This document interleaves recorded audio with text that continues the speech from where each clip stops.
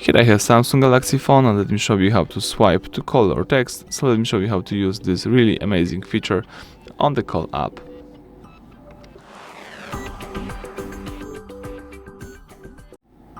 Alright, so let's begin by opening the call icon right here.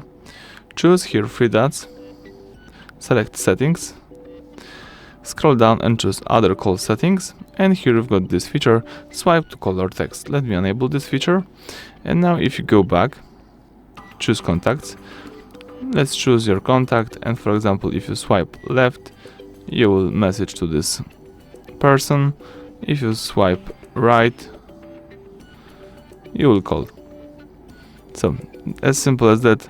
Swipe left to message, swipe right to call. That's it, everything went well. Thank you for watching. Please subscribe to our channel and leave thumbs up under the video.